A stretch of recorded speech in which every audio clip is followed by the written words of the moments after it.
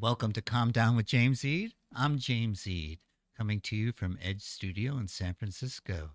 And San Francisco, like many cities, has taken a big hit since the COVID pandemic, but it's coming back. And if you haven't been here in a while, come on down and visit. But what's Calm Down? Calm Down's a show that we're all kind of uptight these days. Some of us are uptight way too much, way too often. And how do we calm down? We're not really taught how to do this in school. We're kind of not taught how to do this at home. We're taught to do this in certain areas in society, but not all of us have access to these areas. I'm thinking like yoga, something like that, because I make use of yoga now, and I would have laughed at you 10 years ago if you thought I would be using yoga to calm myself down. But it's something I do. Now, I'm doing this mostly to be of service to humanity, but I also have an ulterior motive. I want you to buy this book. This book is called Freedom by James Eade. I'm James Eade. And the book is about my struggles with addiction and my work for recovery from addiction. And one of the things that addicts cannot afford to do is to get upset. For example, right now, Rudy Giuliani just was lost his law license in New York because of misstatements of fact that he told about the 2020 elections. But Donald Trump said the same things, and he's not suffering any consequences from it. And the Supreme Court just passed a motion that says maybe he won't be held accountable. Maybe he's immune. Like, is an official act of the president to lie about the past elections? I don't think so, but maybe they're going to make that case in the court of law. And, I can talk about this, get myself all riled up, but it won't serve me. It won't serve my purpose, which is to stay sober, clean and sober, so that I do not bend my knee to the tyrant of addiction again. Because when I did, I lost my power of choice. I've regained my power of choice. I'm no longer suffering at the whims and the urges and compulsions of something else. And I can calm myself down even when I get agitated, and not a day goes by where I don't get agitated. I get anxious or agitated no matter how much good work I do. And I can calm myself down. What's the thing that I use the most? It's the deep breathing exercises that I were taught. In through the mouth, out through in through the nose, out through the mouth, or any which way that you can make it work for you. But it has to be a deep breath. So it calms me down. The brain can calm the body, and the body can calm the mind. So when we learn these tools and techniques, we have them ready at our disposal. Because when you become agitated, when you become anxious, it's no sense trying to figure something out then, because you're not going to make a good decision. You're not going to come up with the answer. You got to have that answer already predetermined. It's a tool in your toolbox, and you pick it up when you need it. And you use the appropriate tool at the appropriate time for the appropriate problem. And deep breathing is one, but find what works for you. It might not work for you. What works for you might not work for me. What works for me might not work for you, but something will work. Something will help you calm down. Now, one of the segments that we have on the show is we hear from our senior correspondent in Los Angeles, Rick Rosner. And I want to transition to this part of the show, this segment with Rick, because he has a way of getting agitated. And so let's find out what's agitating Rick today. Welcome to this next segment of Calm Down with James Eade. I'm James Eade, and the next segment involves our senior correspondent from LA, Rick Rosner. Rick is going to come on and tell us what's causing him some anxiety today, or what he's having trouble with being calm about. And so I'm going to bring Rick on now. Here you are, Rick Rosner, Hey. senior correspondent from LA. And what's going on today with you? All right, I'm going to hit a bunch of little topics and then go into the bigger ones. Okay. It's always bugged me. I walked out of my big fat Greek wedding when this happened. In a rom-com, when somebody sees the person that they're going to fall in love with and they're so distracted that they fall down. I hate pratfalls in rom-coms.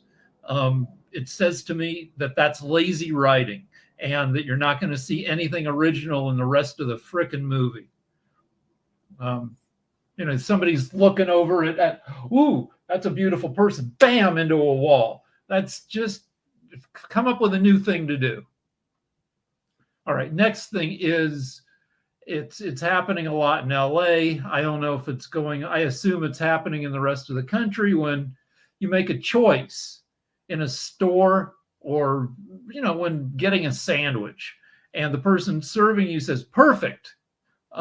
It's not that big a deal. And I should have done that gripe maybe 2 weeks ago. I haven't seen it. Maybe it's already peaked. But, there's picking one sandwich out of 8 possible sandwiches, really doesn't merit a perfect. And now for the things that are really getting me worked up. I mean, like the whole debate thing. We're about, 3-4 days post debate,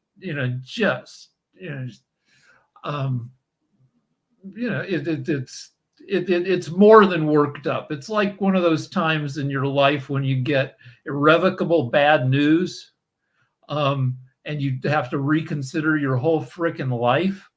But 2 aspects of it I can single out to get really worked up about. So I looked at all the fact-checking articles, 6 of them, and plus people on TV after the debate. Of course, it was bullshit that there was 0 fact-checking during the debate. But I guess Trump wouldn't have agreed to do it if there had been any fact-checking in the debate.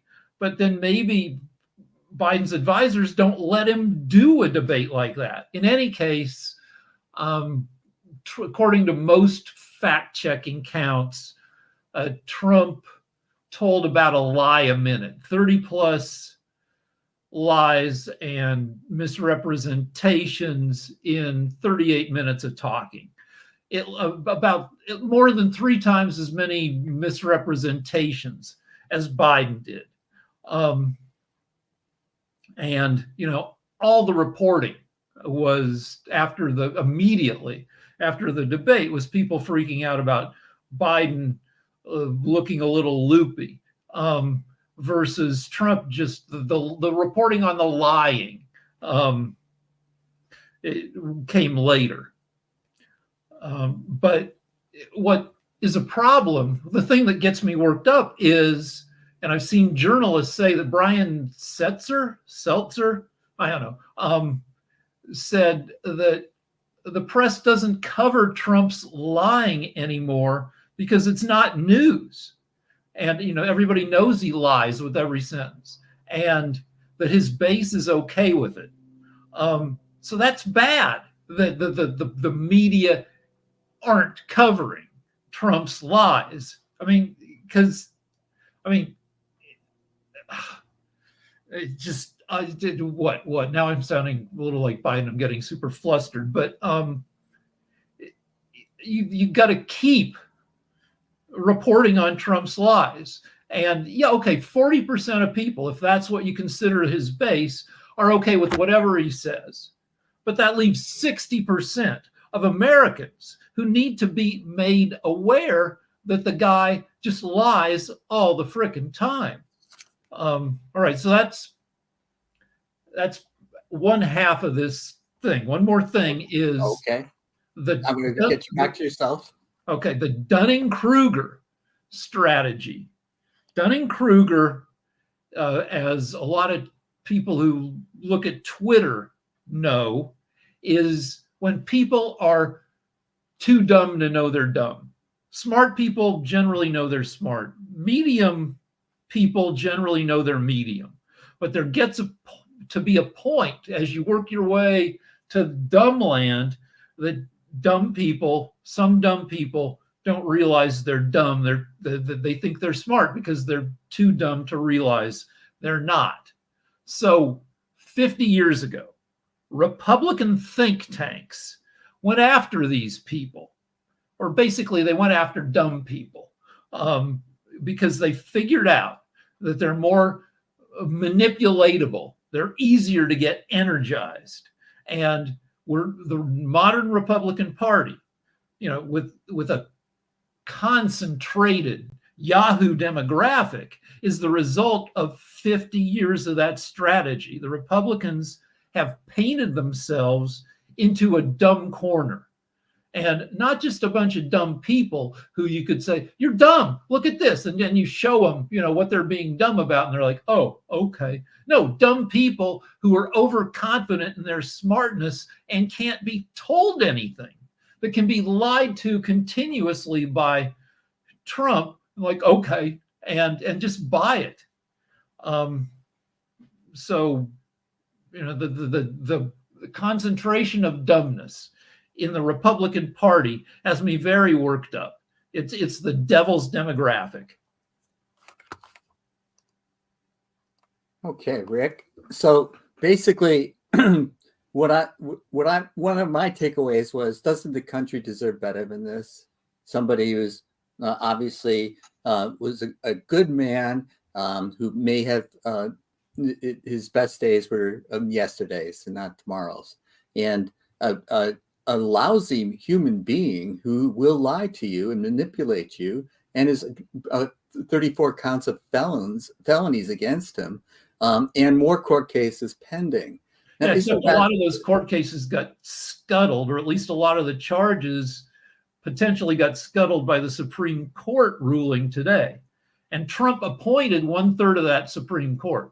Yeah, Americans are losing confidence in the court as well. The Roe v. Wade decision was to start down a path of decisions that are questionable. But even this decision, which it hits his immunity, it's only in the acts that were official acts. And so, but he is going to say that everything he did is an official act, when obviously that was not the case.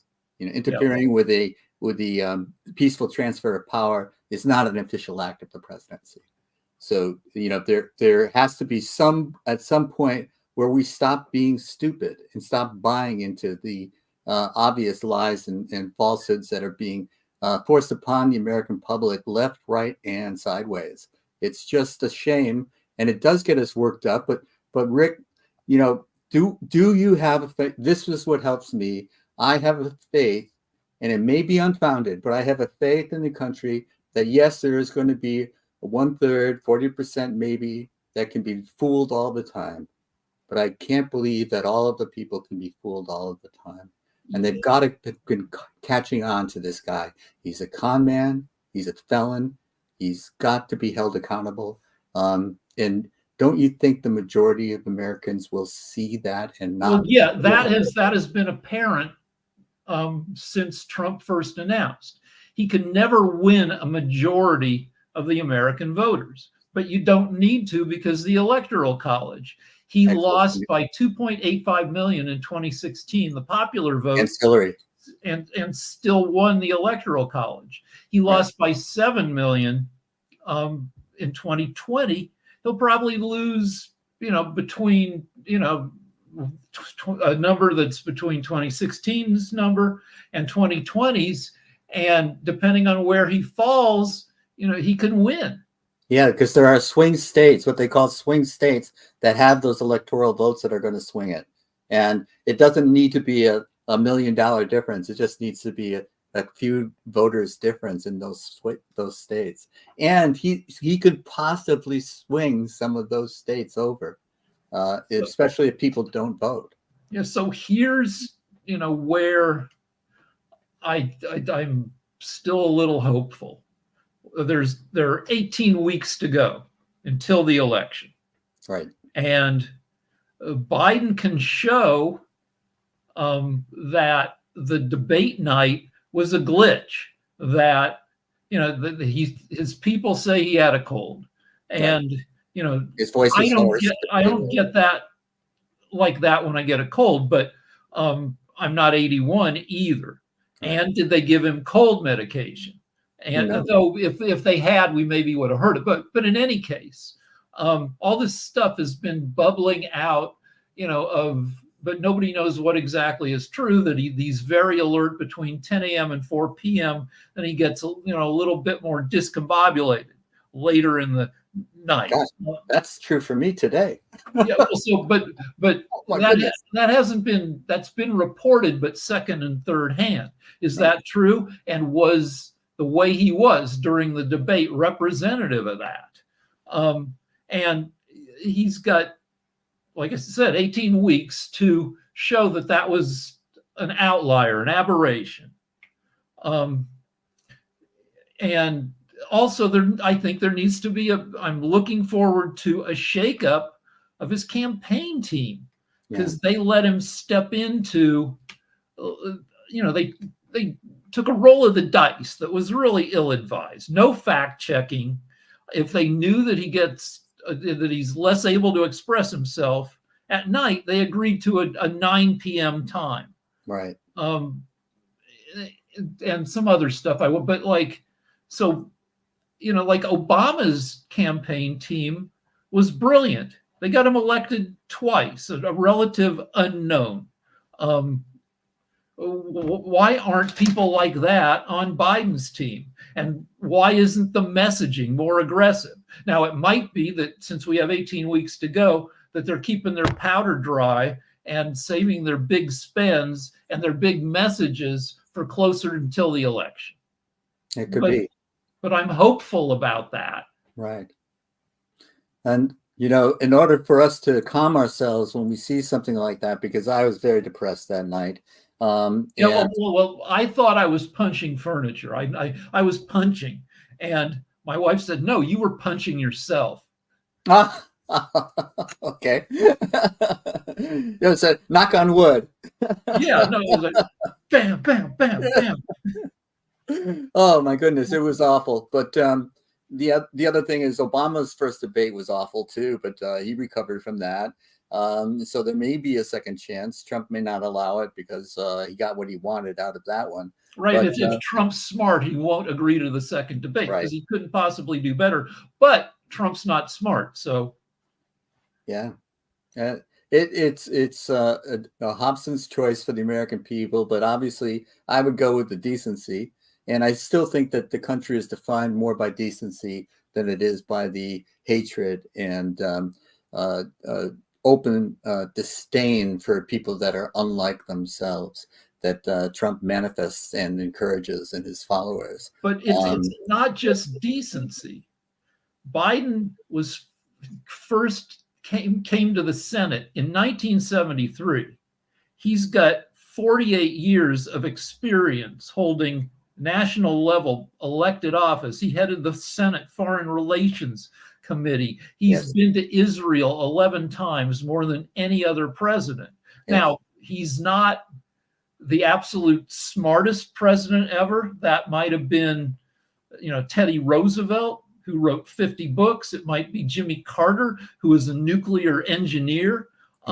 But he's not an idiot, and his 50 years of experience doing this counts for something. So he tried to mention in the debate that in surveys of presidential scholars, there have been 5 of Trump. The highest Trump ever placed was 4th worst president in history.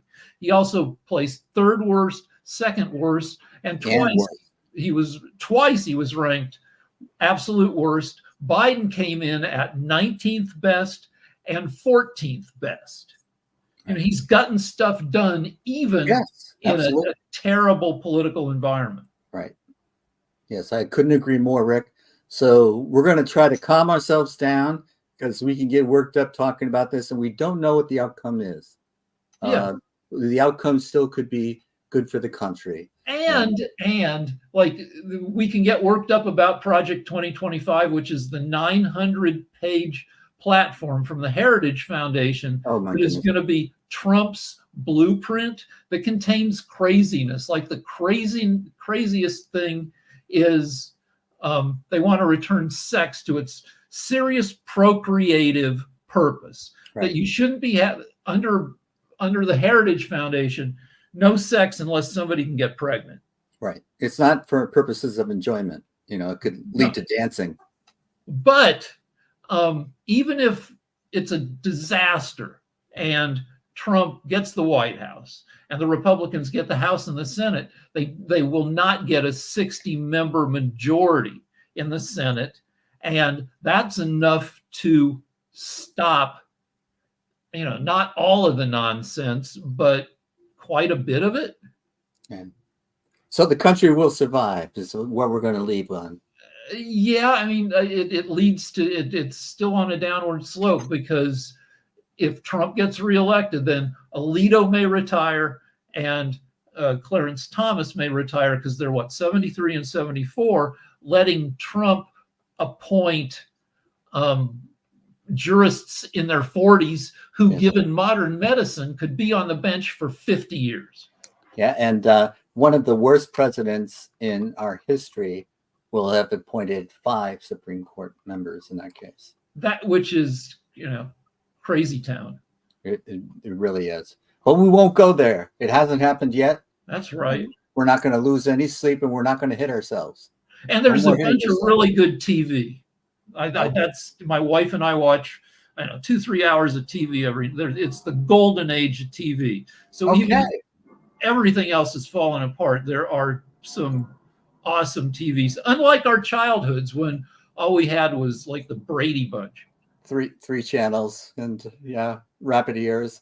But on the other hand, you would know better than I, because didn't you used to write for one of these TV shows? Yeah, I wrote for Jimmy Kimmel. You wrote for Jimmy Kimmel. So when you say, it's bad writing when you're doing a pratfall after seeing someone that you think you're in love with, you got some experience talking. You're not just... Well, the deal is, like, when you work on a show like that, you do multiple passes on the material until you get material that is up to the standards of the show. Judd Apatow, the writer-director, when he does a movie, he calls in all his funny friends from all over Los Angeles. They do a table read. They read through the script, and all his, incredibly talented friends throw out jokes for every moment in the script. And somebody is writing or recording it or writing it down. So you've got, 8, 10, 12 possible jokes for every moment in the script. Yeah. And that's what you have to do if you're given, especially now, because everybody has seen everything. Everybody's seen 10,000 hours of TV. So if you throw in a cliche, people are going to... I've seen that before. Yeah. So you need to take every moment and say, is this the most original it could be? Rick, what do you think Mel Brooks did? Because there's like 500 jokes a movie, and 250 of them land, but it doesn't matter. You're laughing at something pretty soon. He went over it. I assume that he sat with each script and he went over it 50 times, looking for more opportunity. Also, he probably had his friends in there. Also, what I'm thinking too now. Also, when they were shooting it, he had funny performers. Gene Wilder's great, Cleavon Little, Richard Pryor, and they would throw out stuff, and he'd go, or let's shoot it. And if it turned out to be, keeper. Yeah. Actually, I don't know if Richard Pryor was supposed to be in Blazing Saddles, and then the studio nixed him. He was too dangerous. But Cleavon Little, great too. Harvey Korman, Madeline Kahn. Yes. But the deal is, try it 6 different ways. Go with the best one. Good for life too. Figure out who played Igor. Marty Feldman. Marty Feldman, a classic actor who was very funny in his own Igor. I'm Igor. All right. Sorry, breaking steam. All right, Rick. Thanks very much for your senior correspondent report from LA, and we will see you next week. All right. See you then. Thank you. Okay. Bye-bye. Bye. That was our senior correspondent, Rick Rosner, and it's going to be quite the transition from Rick, who's got a very high level of energy, to the yoga teacher, Yudhishthira, who is going to tell us about the yamas and niyamas. And today he's going to pick on one of the yamas in particular and tell us about that one. And it's like, as he told us last week, it's like the 10 Commandments are thou shalt not, and the yamas are like that, thou shalt not lie. I think it's going to be the topic today. But Yudhishthira is very calm, and you're going to see that in the next segment coming up. Yudhishthira, Niyamas, and Niyamas. Welcome to the segment of Calm Down that talks about yamas and niyamas. You know, one of the reasons that we talk about them is that it's a discipline for us to know what to do and what not to do. Most of the time, we can just look inward and know the answers to that. But over the many centuries, the ancient wisdom of the past has come to teach us that there are some things that we can concentrate on doing. And when we're doing these things or not doing these things, we have a sense of calmness within. And so I'm going to bring Yudhishthira on to tell us about the second yama. You remember last week we talked about the yamas and niyamas. The yamas are the things we try not to do. Last week was non-harmfulness, ahimsa. And today it's going to be truthfulness, satya, or non-lying. So here we go. How'd I do? Did I get anything You did a wrong? great job, and you included all the ways that you can express this yama, which is satya is the Sanskrit name, which is Satya. All right. And yet that doesn't have a lot of meaning for most people. It hasn't made the way into the common vernacular the way that ahimsa has for a lot of people. But it's often expressed as non-lying. And in a positive way, it's of course becomes truthfulness. So you covered it beautifully, and I just covered it again. Okay. So there we go. So I am going to let you go and All take right, it away beautiful. from here. Hello, friends. It's an interesting phenomenon that even though I don't see anybody who's watching the show, I don't get any feedback from it, I nonetheless begin to get a sense of being comfortable and having a sense of a relationship with people, whoever it is who's watching this. And as Jim introduced the topic today, it's the second. And when we say second, it means simply that it's usually the second one that's listed in the order of the yamas. They don't actually fall in any particular order. You can start with any one of them, but you have to start somewhere. And so we usually begin with ahimsa, as we did last week, or non-harming. And then here we are talking about truthfulness. And all of these yamas and niyamas, the yamas and niyamas, will have a level of practice to them, which is important to understand because of the fact that they apply at every level. And that is to say that they apply in the actual world. I'll share with you a little bit about my personal journey with non-lying. But it's helpful to understand that non-lying does not apply to simply the words that come out of our mouth, but rather also to the thoughts in our mind and the feelings in our heart. Because the essence of non-lying is not a matter of speaking the factual truth. Sometimes that does line up with what you say, but you might also consider these situations in which to say the factual truth is not beneficial to the person you're speaking to. So one of the fundamental principles of non-lying is that when you are speaking a truth, it will always be beneficial. And that oftentimes requires that you view the higher truth. So that if you are seeing someone who's in the hospital, for example, and she might actually look physically ill, that you could honestly and truly say, you look marvelous. You look great. And that will tend to affirm the process of healing. And that's a higher truth than saying you look terrible. What happened? And the principle behind non-lying is that it's a matter of removing those things that are not true to who we are. And when we begin to learn to remove those things that are not true to our nature, we begin to tell the truth. I mentioned that there are these different levels to non-lying, and it sort of culminates, if you go to the final extension of being perfected at this, it means that whatever words or thoughts or feelings you have are so pure of any distortion, any desire for things to be different than they are, that those words, those thoughts, those feelings become manifested as the truth. And so you can, it's sort of like a superpower And yet, for most of us, we're not going to get to that perfection, but we can begin to clean things up as we go. I've mentioned before, and I'm sure that Jim has mentioned, I mean, he's got this book on recovery, on freedom. And one of the most important things to acknowledge for people who are addicted, and I'll mention that in a little bit more detail in a moment, is that anyone who's addicted to anything is going to lie.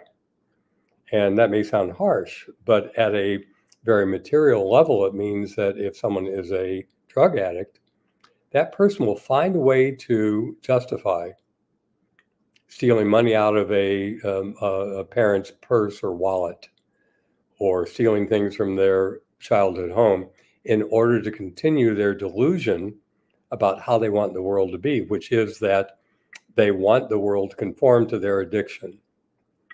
And it may seem like that's an obvious example, but anyone who's addicted to anything ends up lying. It's just a matter of the nature of the lie and the nature of the delusion.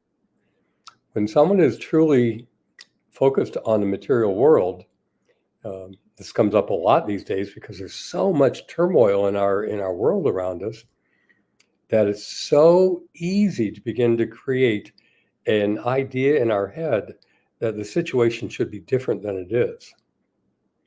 That if this person gets elected, everything's going to be fine. If this person gets elected, everything's going to fall apart. And, it doesn't matter which end of the spectrum you're on, the delusion remains the same. And so that is an addiction to a material reality, that the idea that if I can just arrange things to be the way I want them to be, if I can just get this person to act the way I think she or he should act, then it's going to end up being just the way I want it to be, and then I'll be happy. So Satya, or non-lying, is really not about that. It's about removing the things that are not true to our nature.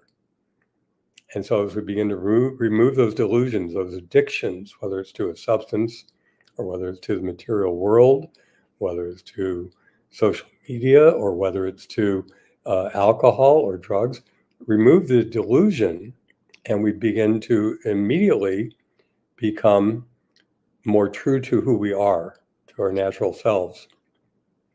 And I'll give you a personal example, and it ties into addiction, because for many years in a much earlier phase of my life, I was using drugs and alcohol continuously for many years. And, the number of drugs I was using were predictable. There was things like marijuana or alcohol to sort of calm me down. And there were things like cocaine and methamphetamines to sort of give me energy. And it was always this attempt to sort of make things balance out, and never worked, of course. But I had a period of time in which the week in my life went by, and it took me about a week to realize that I had not used any of those substances. They were around and I had not used them. And it caught me off guard, because I realized that what had changed was the desire to use them. And I have never since touched any of those things in terms of any recreational use. It doesn't bother me to be around alcohol. I don't choose to, usually, if I have a choice. And I certainly don't spend my time around people using drugs. But I had this period of time in which it was almost a sense of divine grace. This is not a show or a conversation about karma and reincarnation. I account what happened for me to be an act of divine grace, and that my particular karma, that the need to play out that role of an addict was done. And when it came time to, at the end of that week, and for a number of weeks after that, I began to self-reflect. I began to look at what I'd been doing. And one of the clearest and first teachings I got, long before I actually was trained in yoga, this was actually, I had none of these tools, But I realized that I had been lying to the people who loved me the most, the people I cared about the most when I got really down to it.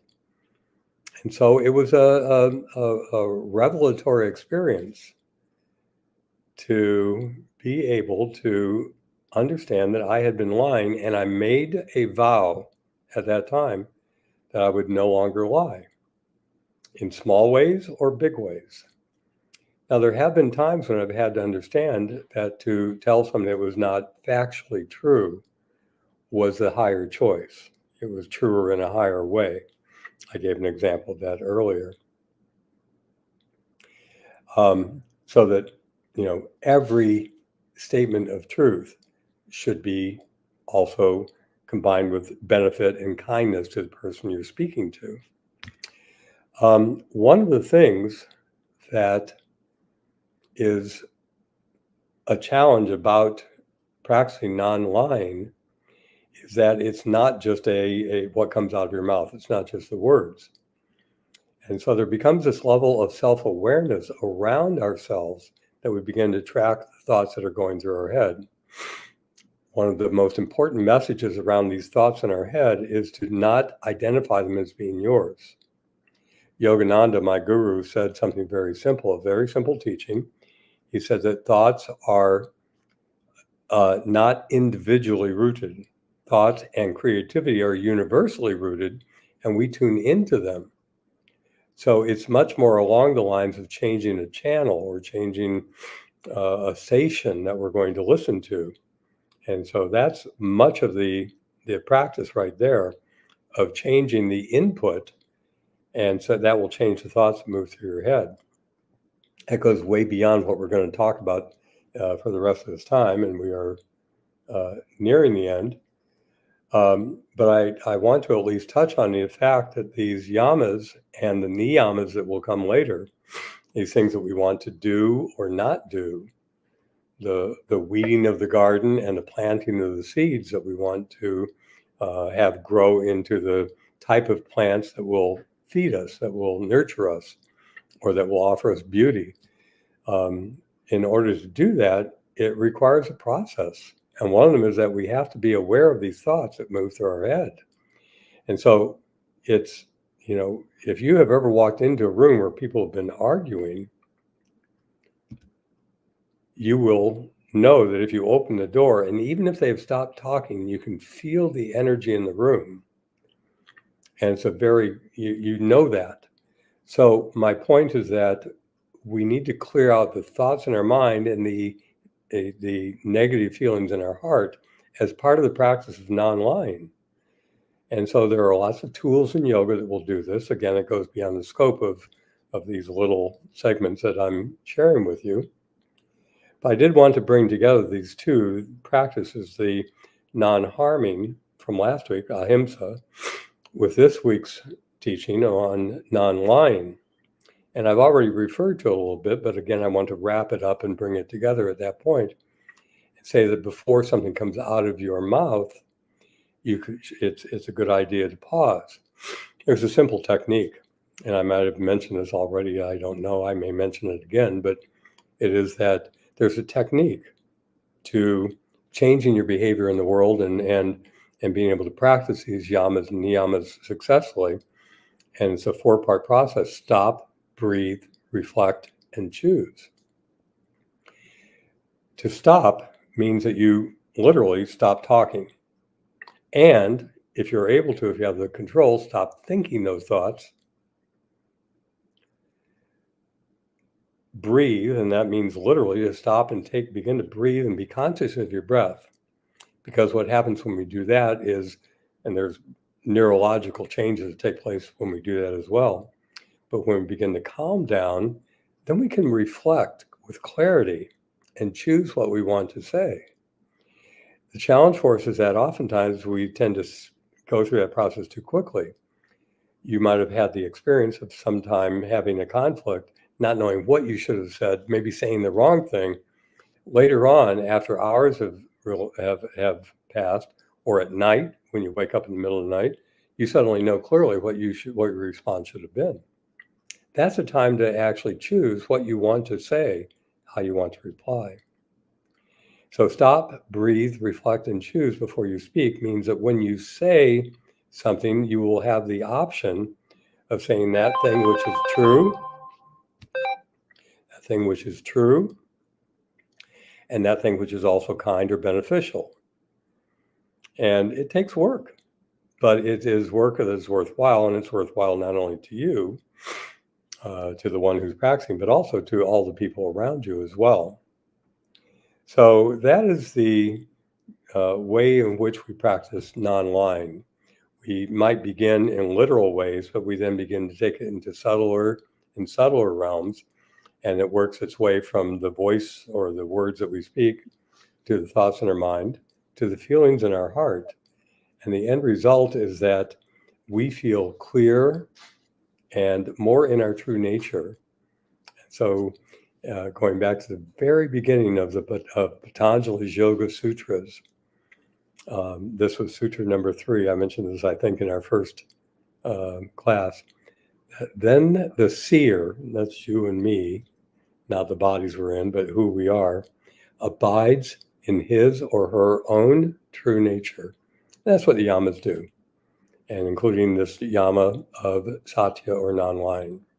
So I think that'll finish it up for today.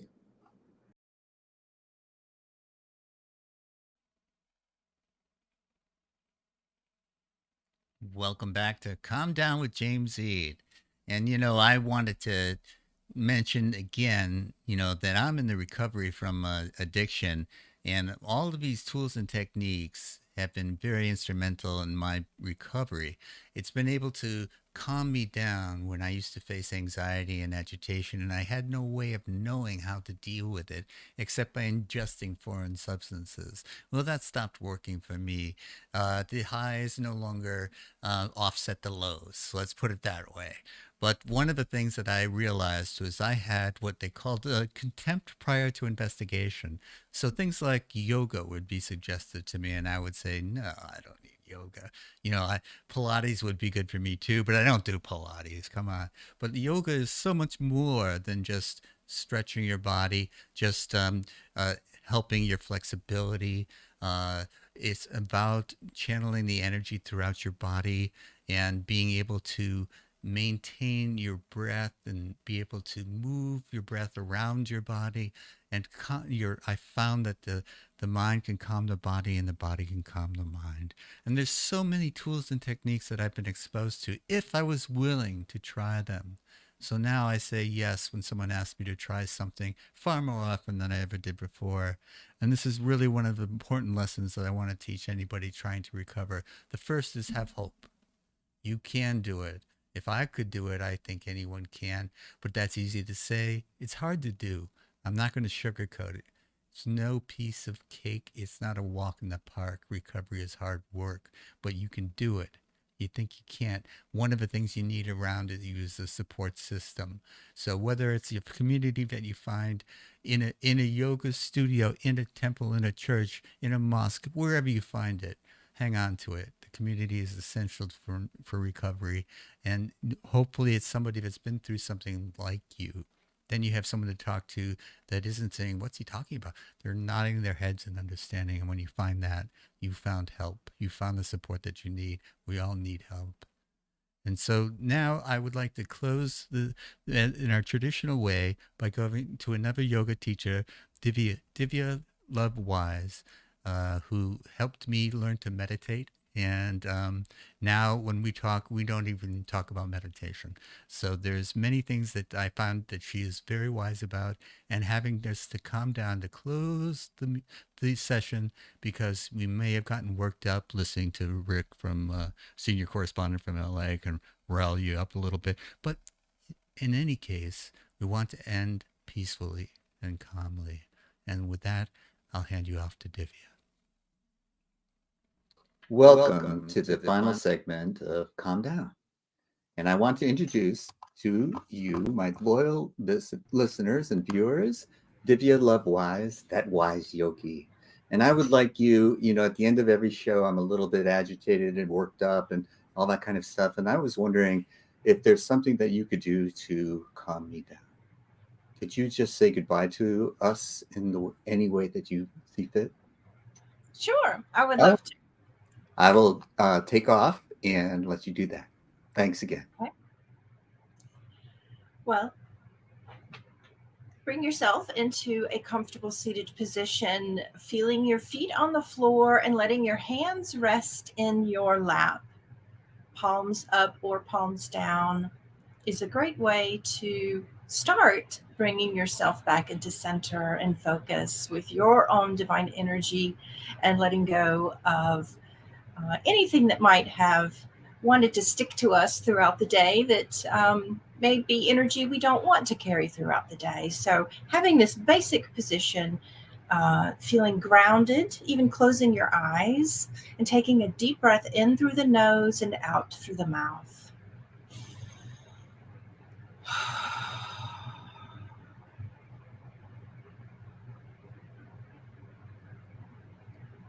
And one of the ways we can bring ourselves back to center is observing with our senses what we can feel, the temperature of the air in the room,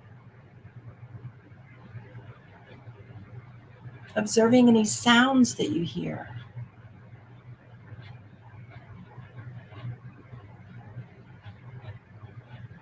Noticing any smells in the air.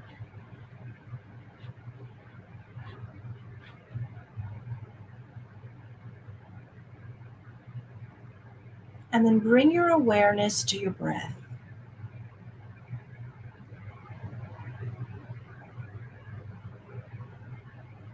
As though you're watching it from the inside out.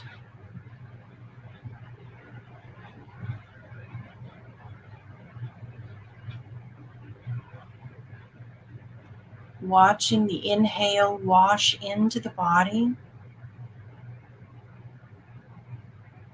And watching the exhale wash out of the body. Just like the waves of the ocean as they wash onto the shore.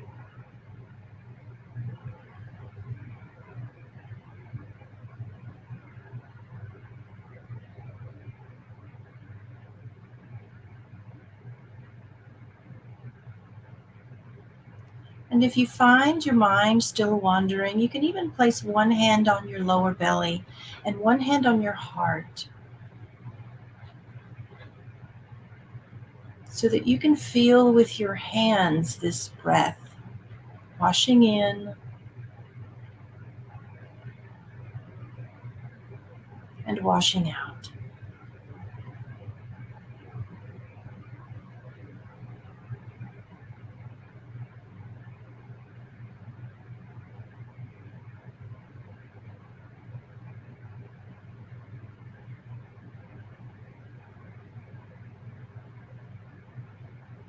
And with your mind's eye, visualize this inhalation and exhalation as an internal shower, clearing away your energy so that it's refreshed,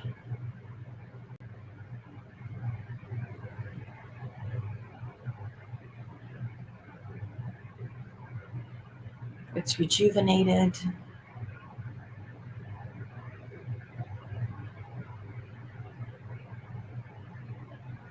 and it's restored.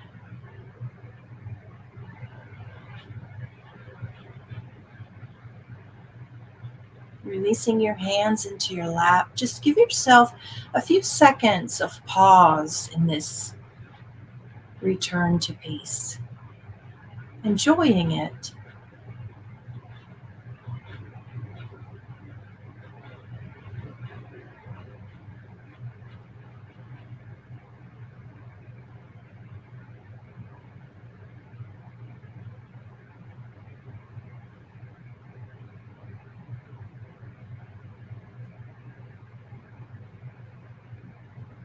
When you are ready, you can open your eyes, wiggling your fingers and your toes, feeling grounded in your body, grounded in the best part of yourself, and you can go out into the world and carry that best part in the forefront of your mind and your heart.